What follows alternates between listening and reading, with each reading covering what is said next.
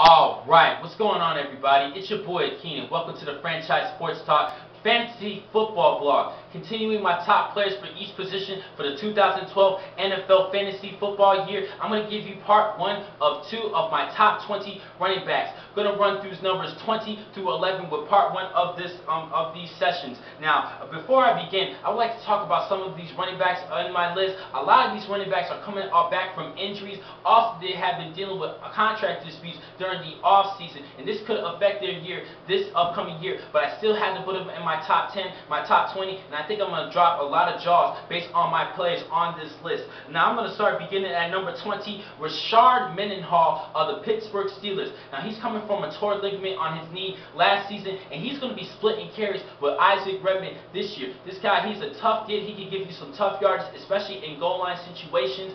But because of that knee injury, I'm a little bit skeptical to see what happens this upcoming year. So I had to bump him all the way back at number 20. But he can work his way back, and he still will get a lot of carries this upcoming year, along with Isaac Redman splitting carries. At number 19, I'm going to actually go with Beanie Wells of the Arizona Cardinals. He too has been dealing with a lot of injuries last season, and he helped me out a lot. Me personally, I had him in my fantasy team, and he helped me out in a couple of games. He's a good, tough back. He can give you some good yardage, but he has a hard time lasting throughout 16 games of the regular season. So I had to bump him back all the way up at number 19.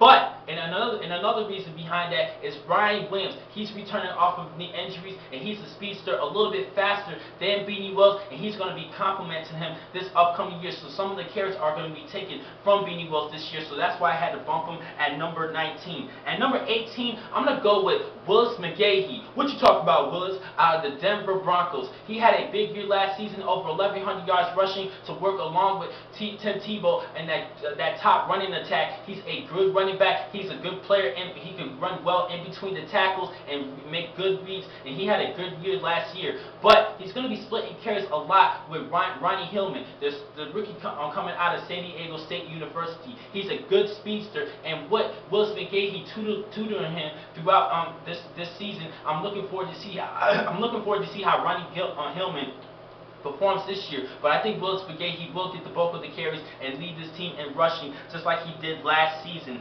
At number 17, a little bit of a surprise for you guys, I'm going to go with Jamaal Charles out of the Kansas City Chiefs. I think a lot of people forgot about him. He missed all of last season due to a torn ligament on his knee as well, just like Rashard Mendenhall. But I think he's still going to get that Olympic speed. He might lose a step, but he is still a true speedster, a sprinter. He was all Big 12 in track and field during his stay in college. He has a lot of speed, and he's going to be leading that ground attack for the Kansas City Chiefs. And hopefully the Chiefs will get back to what they were back in 2010. They had a rough year last season. Matt Castle had a bad year dealing with injuries, and his stats dropped last season. They lost Eric Berry, the star safety, and they also have to deal with the loss of Jamaal Charles. So with Charles coming back, that offense should get back to being explosive, especially with Dwayne Bowe leading the receivers. At number 16, I'm going to go with Reggie Bush of the Miami Dolphins. Now, he had a breakthrough season last season, rushing for over 1,000 yards,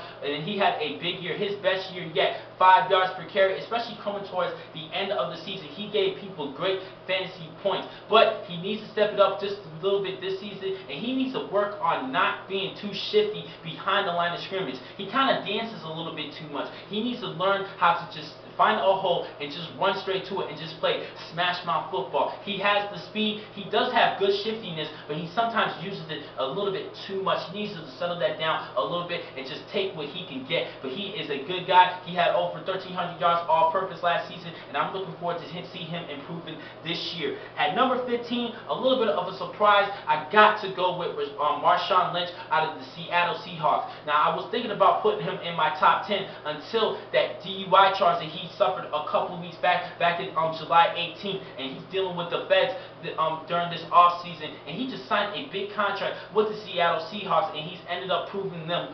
that could be a bad mistake, and hopefully he's going to be able to bounce back going towards later on in the season. He will definitely be suspended indefinitely for at least 3 games this year, just like he was suspended 3 games for off the field issues when he was with the Buffalo Bills. And I hope that I hope that he bounces back later on in the season. So definitely keep an eye on him, on Marshawn Lynch, in the later rounds of this year's NFL Fantasy Football Draft for all you drafts out there. At number 14, I'm going to go with Fred Jackson out of the Buffalo Bills. Now this guy, he earned his stripes in the National Football League. He ended up coming out of Cole College, a Division III school. This guy is a great story. He ended up working his way and signed another $20 million deal with the Buffalo Bills. He's looking like he's going to stay there for a couple more seasons, and he's going to be working along with C.J. Spiller, and I'm looking forward to see how these two players complement one another this upcoming year. I think this could be the best tandem in the National Football League. Seriously, I really like Fred Jackson, good receiver outside of the backfield, and he is a selfless team player. I love this guy. Got to give a lot of props for Fred Jackson. I've been talking about him for years. At number 13, I'm going to go with Darren Sproles of the New Orleans Saints. Now, he had a record-breaking year last year, most all-purpose yards in the history of the National Football League in a season, and he's a good receiver outside the backfield. 706 yards received last season to go along with 86 receptions, and he's going to give you some good yardage this year. He's a good scat back, especially outside of as a receiver. I really like him a lot, helping Drew Brees break that record for most yardage and passing in a season. At number 12, a little bit of surprise for everybody, Chris Johnson of the Tennessee Titans. Yes, I named Chris Johnson. I had him as one of my top 5 players coming into last season's year, and he had a down year. But he still had over 1,400 yards all-purpose as a running back, and he just had 4 touchdowns. And I'm looking forward he's going to improve this upcoming year and get back to what we saw back in 2010 and 9, where he rushed for over 2,000 yards. This guy still has the speed, and he's going to be that focal point for that offense for Tennessee, especially with Kenny Britt's off-the-field situation, dealing with misdemeanor charges and DUI charges, and he even missed his rehab appointment in which he was fined just under $100,000, and he's trying to put everything back together, and hopefully he would get back on his feet. But Chris Johnson's going to be leading that offense, and hopefully they're going to get back to what they were back 2 years ago. And at number 11, I'm going to go with Frank Gore of the San Francisco 49ers. Now, when this guy is healthy and just perfectly fine, he could be very effective. He had a great first half of his last season, but he struggled in the second half. Hopefully he's going to be a little bit better, be a little bit more durable. He is still a tough kid, and he will be a great addition for any team in fantasy football play. So definitely I had to put Frank Gore. He's a good all-purpose player, and I like him. He's a good complement to help out Alex Smith and that offense, especially with Vernon Davis, their top tight end. He's a great player. I think Frank Gore could be an outstanding addition, probably a good second running back for any team in fantasy play. Now, next time to catch you guys is tomorrow. Very late tomorrow, pretty much around midnight, probably Saturday morning, because I got to go to work that night. But I'm going to give you a video of part 2 of my top 10 running backs, and I'll catch you guys then. Thank you for watching today's vlog from Franchise Sports Talk. I'm your man, Akeem McCall. Be easy.